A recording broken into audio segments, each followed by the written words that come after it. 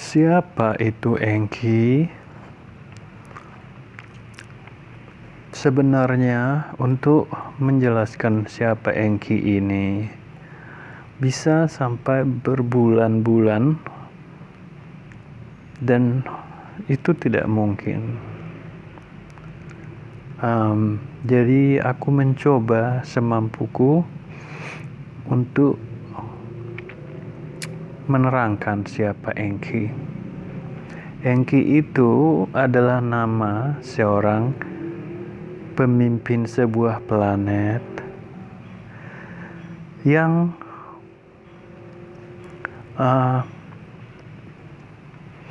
meninggalkan planetnya tersebut zaman dahulu kala. Enki ini juga yang sering kita sebut sebagai Tuhan dan yang sering tertulis di kitab-kitab suci. Tapi Enki ini bukanlah Tuhan yang menjadikan penciptaan segala yang ada di alam semesta ini. Karena Tuhan itu tidak mempunyai otak, tidak bisa mendengar kita, dan kita tidak bisa ngobrol sama Dia. Tuhan itu adalah sesuatu yang tidak bisa kita jelaskan kecuali dengan heran. Jadi Tuhan yang kita maksud adalah sebenarnya itu heran.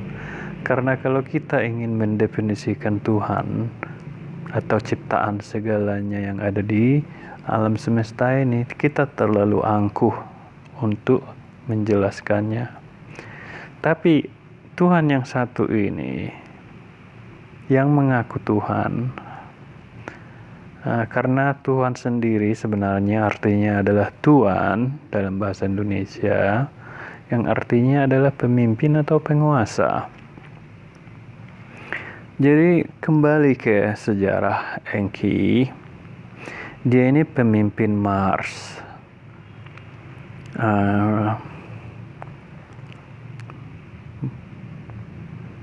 Sangat pintar, mereka juga keluarganya terutama, atau dari golongan darah mereka. Jadi Mars ini juga dulu banyak penduduknya.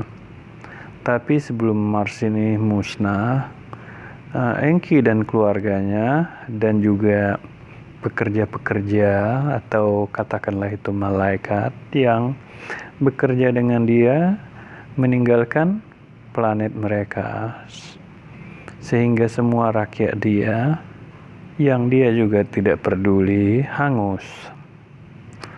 Apa yang menyebabkan kehangusan Mars? Mars itu dahulu tidak seperti itu, kering, tandus, dan tidak bisa tumbuh apa-apa. Tapi hangus karena ada malapetaka. Dan malapetaka ini, sebelum malapetaka ini terjadi, mereka ratusan tahun sudah mengetahui itu bakal terjadi. Karena mereka memang ahli bintang. Jadi mereka maha tahu, sama seperti sekarang ini banyak orang-orang yang bekerja di NASA, mereka tahu bahwasannya akan ada hujan meteor seminggu lagi di daerah tertentu. Atau katakanlah sederhana, gerhana bulan, gerhana matahari. Kalau kita sebagai orang awam tidak ada akses, kita nggak akan tahu ini. Mereka ahli bintang, jadi mereka tahu bahwasanya planet mereka akan hangus. Apa yang menyebabkan planet mereka hangus? Nah, dan itulah yang membuat mereka pindah ke bumi dan mencari tahu apa yang akan bisa mereka lakukan setelah planet itu hangus ke depan hari. Mereka sangat mencintai planet mereka sampai sekarang. Mereka tidak menyukai bumi, termasuk manusia, karena mereka mengklon manusia, membuat manusia itu untuk jadi budak dan untuk hiburan, kegetiran mental dan ritual mereka. Jadi begini ceritanya, cerita kemusnahan Mars sebelum mereka tinggalkan. Yang kusebut mereka di sini adalah Enki dan keluarganya dan malaikat-malaikatnya. Rakyatnya tidak ikut, rakyatnya hangus.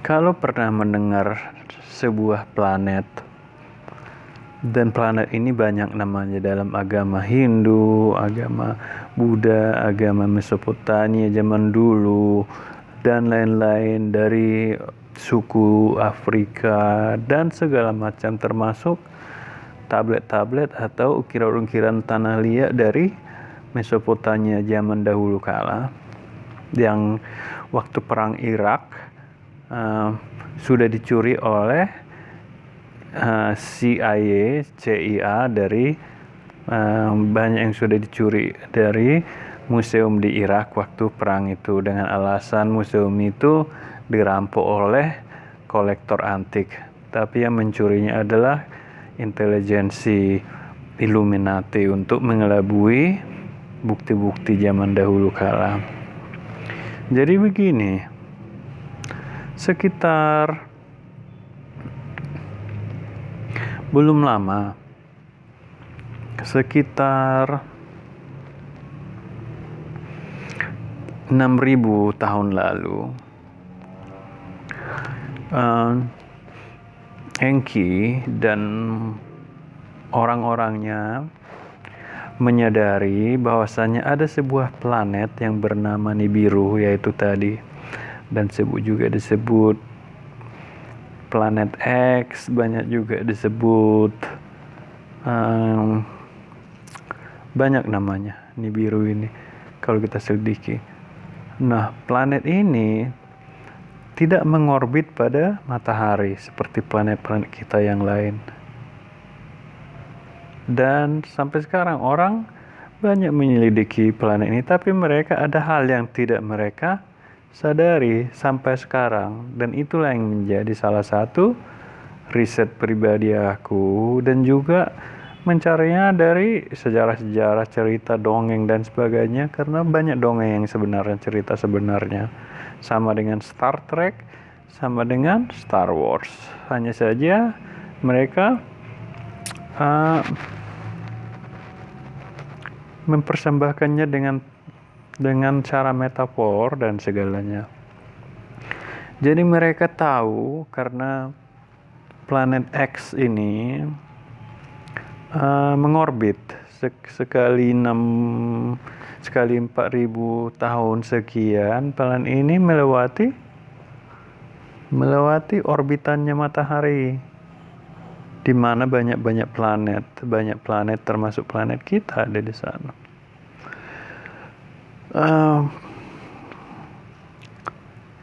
Jadi planet ini yang tertulis juga di Alkitab, tapi tidak dijelaskan karena selalu disembunyikan dari zaman dahulu. Oleh siapa? Orang yang menulis Alkitab itu. Dan Alkitab itu udah banyak sejarah perubahan, dari mulai tablet-tablet yang juga ditulis oleh keturunan dan pekerja Enki dari dulu untuk mengelabui kita. Jadi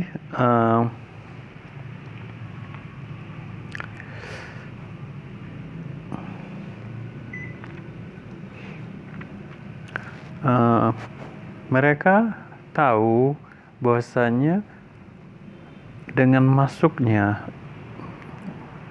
planet X ini ke orbit kita yang disebut dengan orbit Sol. Sol itu artinya matahari kita, solar. Dan mereka kebetulan sadar bahwasanya itu akan menyebabkan malapetaka, karena dia akan melewati dan telah terjadi Dia melewati planet X ini melewati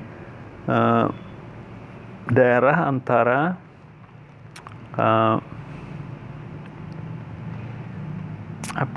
dekat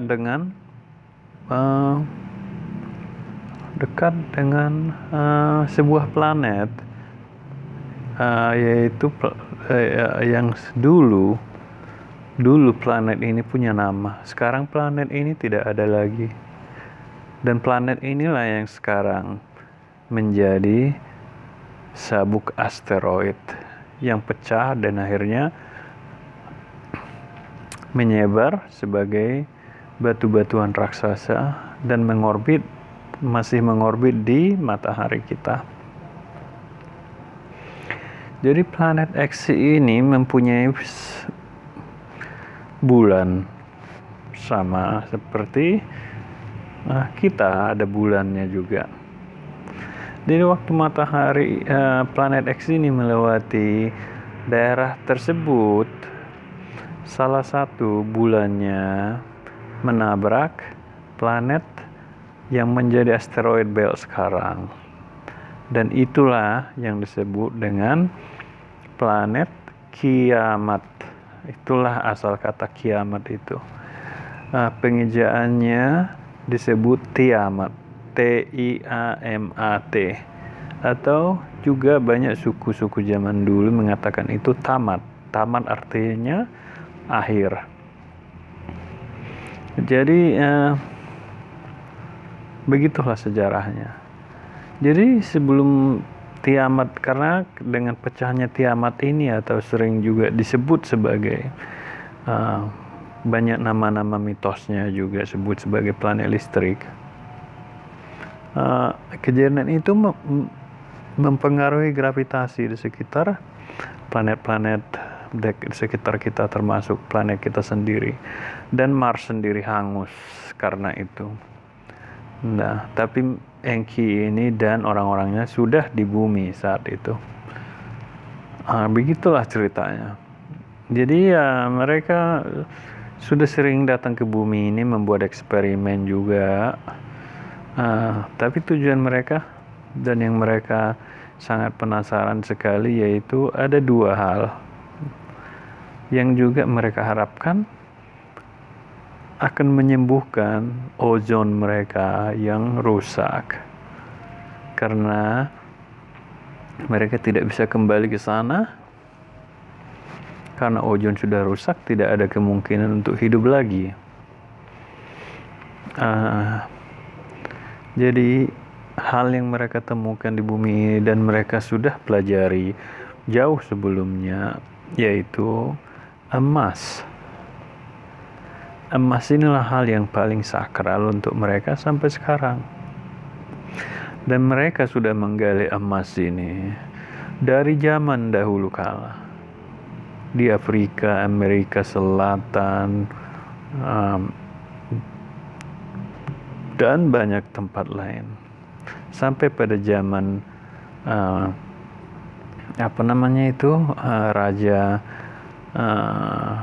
Raja Sulaiman, Salomo juga bekerja untuk keturunan, untuk misi ini kemudian.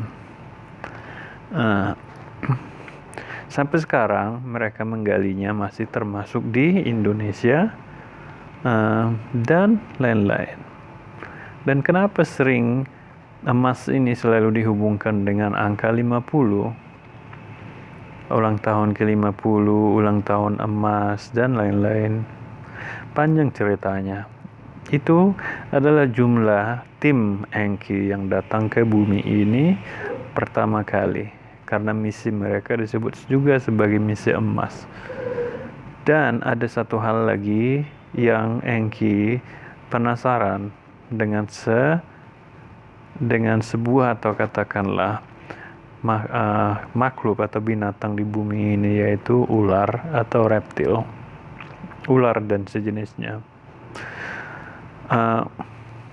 Jadi begitu juga lah itulah juga dasarnya kenapa manusia yang sadis yang bisa membunuh ribuan orang disebut sebagai darah dingin. ada dua hal, satu metamorfosa, satu kenyataan. Karena secara kenyataan ular ini memang berdarah dingin, reptil ini berdarah dingin. Jadi kalau disentuh mereka itu badannya terutama darahnya dingin, walaupun berada atau hidup di tempat yang panas. Jadi ya kembali ke kenapa manusia ada di bumi ini. Nah, karena dengan frustasi planet mereka sudah hancur dan segala macam, Enki ini ingin mengambil emas ini supaya suatu saat tepungnya bisa disebarkan di daerah angkasanya planet Mars supaya mereka bisa kembali. Tapi panjang ceritanya sampai sekarang juga belum berhasil. Itulah yang membuat mereka membenci bumi ini dan manusia, sehingga kita itu juga selalu disiksa dan planet ini juga dirusak sama mereka sampai sekarang. Begini, dan ini tertulis di Alkitab tentang penciptaan Adam dan Hawa. Jadi ya dia juga memilih beberapa orang untuk menulis, untuk mendokumentasi semua yang ada dan juga yang dia lakukan untuk menjadi dokumen ke depan hari yang mana manusia sampai sekarang masih tertipu. Mereka ini punya jangka waktu hidup yang jauh dari kita. Intelijensi mereka juga, katakanlah intelijensi mereka 100%, intelijensi kita hanya 5% dari mereka. Jadi dalam Alkitab, Tuhan berkata, katakanlah Enki berkata, kalau nggak salah itu di Kejadian 1 ayat 26 mungkin ya, ada kalimat di situ yang mengatakan Tuhan berkata, marilah kita menciptakan manusia seperti wajah kita dan rupa kita agar mereka menguasai segala yang melata dan seterusnya. Saya ulangi, berkata, marilah kita. Loh, kita ini siapa? Kenapa dia mengatakan kita? Berarti bukan hanya Tuhan. Orang-orang yang setelah dicuci oleh agama akan mengatakan Tuhan itu berkata sama malaikat-malaikat. Benar atau tidak? Menurut saya pribadi, benar. Karena apa? Karena malaikat-malaikat itu adalah pekerja-pekerja dia. Bukan malaikat yang punya sayap benaran. Karena manusia biarpun sudah tua, sudah pengalaman profesor dan intelijensi tinggi sampai sekarang masih menganggap malaikat itu adalah makhluk yang suci dan punya sayap benaran dan segalanya. Tapi sebenarnya itu sayap itu melambangkan posisi tertentu. Nanti saya terangkan. Pangkat. Dan melambangkan juga mereka itu tinggi derajatnya. Sama seperti menteri-menteri yang dipimpin oleh seorang presiden. Nah, Tuhan berkata, dan dia juga bukan hanya berkata sama malaikat-malaikatnya, tapi malaikat-malaikatnya pasti ada di situ. Dia sebenarnya berkata sama keluarganya, adiknya, saudaranya sendiri, istrinya juga, putrinya juga, dan Mereka sudah coba eksperimen dengan manusia untuk membuat makhluk yang bisa bekerja dari dulu sebelum manusia ada, termasuk apes, yaitu orangutan, simpanse, gorila, babun, makhluk yang otaknya hampir sama dengan kita dan tidak memiliki ekor. Kalau monyet sudah ada sebelum mereka ke sini. Nah, ternyata apes ini termasuk gorila dan segala macamnya itu adalah eksperimen mereka yang mereka hanya coba-coba. Tapi karena binatang ini tidak bisa bekerja untuk menggali emas, mereka akhirnya memutuskan membuat makhluk yang disebut manusia dari bahan mereka sendiri, cloningan dari mereka sendiri, tapi dengan intelijensi yang sangat rendah. Banyak juga riset yang mengatakan bahwasanya Adam dan Hawa itulah manusia yang sebenarnya prosesnya masih tidak segampang itu. Ada 2 proses. Pertama, mereka menciptakan sebenarnya bukan manusia, walaupun semua sama dengan wajah kita dan segala macam. Namanya naga atau dragon. Dragon ini mereka ciptakan untuk memimpin kita. Dragon inilah yang menguasai, makanya dalam kalimatnya disebut agar bisa menguasai segala yang melata. Itu bukan kita. Itu dragon. Intelijensinya mungkin sekitar 30% dari mereka. Dragon inilah yang menciptakan microchip, frekuensi gelombang dan segala macam itu. Dan dragon ini masih ada sampai sekarang dan kita tidak melihatnya. Kemudian kita diciptakan tidak lama kemudian manusia. Jadi Enki dan saudaranya yang menciptakan manusia sebenarnya bukan dia, tapi kalau nggak salah itu istrinya di Ninmah. Ninmah itu putrinya mungkin itu Ninmah. Itulah yang membuat kita setelah dragon diciptakan. Jadi ya kita diciptakan di bumi ini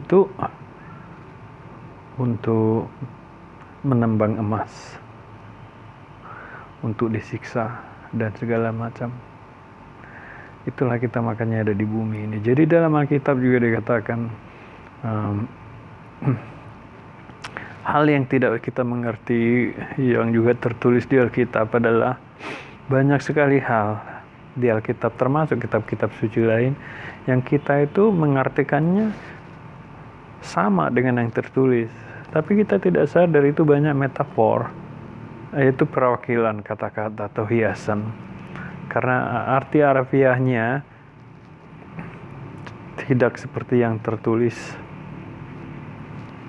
Jadi kalau kita mendengar misalnya di Alkitab atau di kitab lama atau di sejarah Mesopotamia dan segala macam yang mengatakan sebelum manusia ada,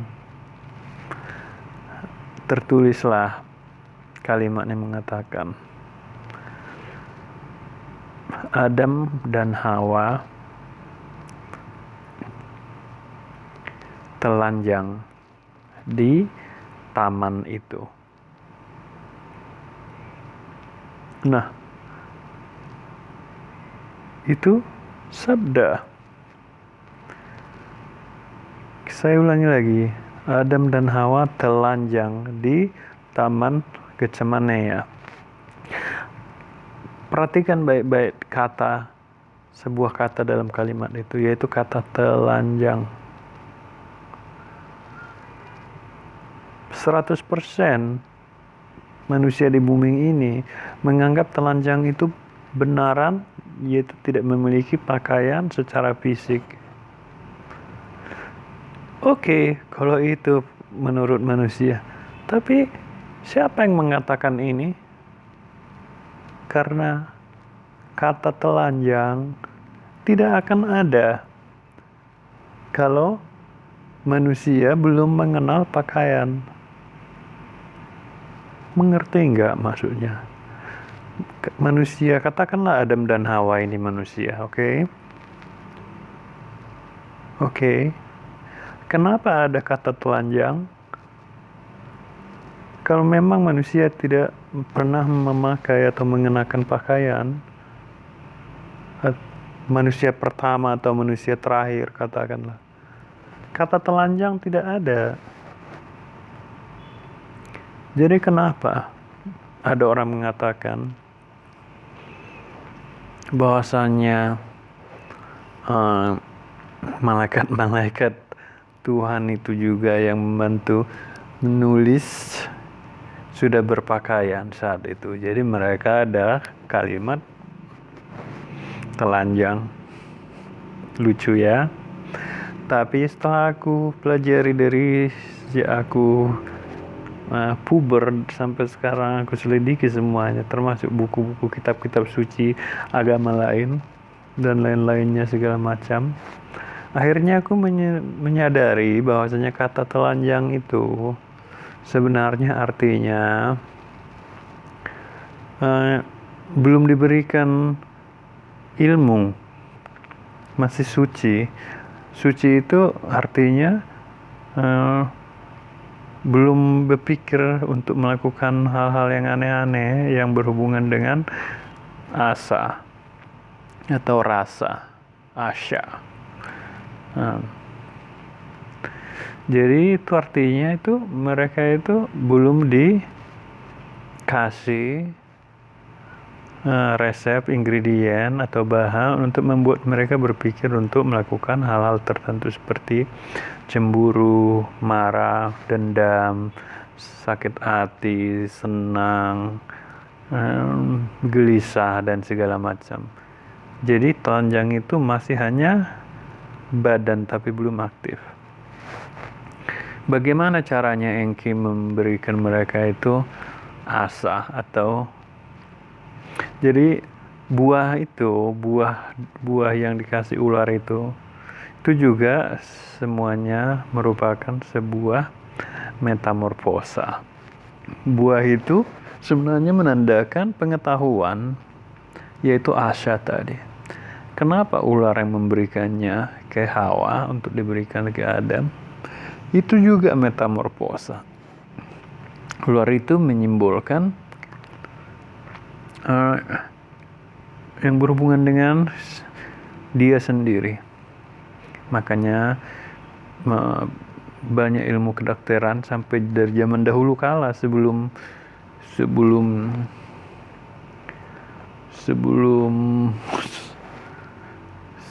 apa ya, zaman dahulu kala itu simbol ular itu udah dipakai untuk biologi. Kenapa? Karena Enki menemukan sesuatu hal di bumi ini yang akan aku terangkan di video yang satu lagi. Kenapa ular dianggap istimewa sama Enki? Nah, jadi DNA-nya ular inilah yang dipakai untuk membuat manusia, dragon, makanya disebut dragon, termasuk kita itu memiliki asa tersebut tadi. Itulah sebagai simbol sampai sekarang. Kenapa? Silakan dilihat di video satu lagi tentang ular. Akan aku coba sesingkat mungkin. Nah, apalagi yang harus kuterangkan? Sebenarnya banyak yang udah aku loncat, ratusan informasi yang aku loncat yang berhubungan dengan ini. Tapi aku juga nggak suka merekam video terlalu panjang dan segala macam. Silahkan lihat di Facebookku yang bernama Jajak atau Cahaya Siagian. Di sana ada album yang berjudul Membuka Tabir. Mungkin sana banyak informasi yang aku masukkan. apalagi untuk mengupload video juga. Tadinya aku mau membuat forum, teman aku lebih bagus kalau ada meeting pertemuan yang ada yang merekamnya, jadi orang-orang pada tanya semua, itu lebih bagus lagi. Tapi enggak, orang udah takut mendengar sesuatu yang lari dari yang mereka baca dari buku dan mereka yang pelajari dari politik-politik dan segala macam. Itulah kenapa manusia ada di bumi ini. Dan emas, sampai sekarang mereka ya tidak berhasil menyembuhkan ozon mereka, Enki ini. Karena apa? Karena mereka tidak sadar emas itu milik bumi ini. Jadi kalau dikumpulin semua emas yang udah digali dari zaman dahulu kala, emas itu udah bisa seperti jumlahnya sekitar 30 kali lebih dari pulau Manhattan. Kalau dikumpulin semua lebih dari, dan itu kalau disebarkan di planet mereka itu, mereka berharap bisa menyembuhkan planet mereka. Memang emas ini obat, tapi hanya bekerja di bumi. Dan banyak cara mereka untuk mengelabui supaya sepertinya emas ini benar-benar dipakai di bumi ini bagi orang-orang untuk seperti hiasan tubuh dan lain-lain. Ternyata tidak.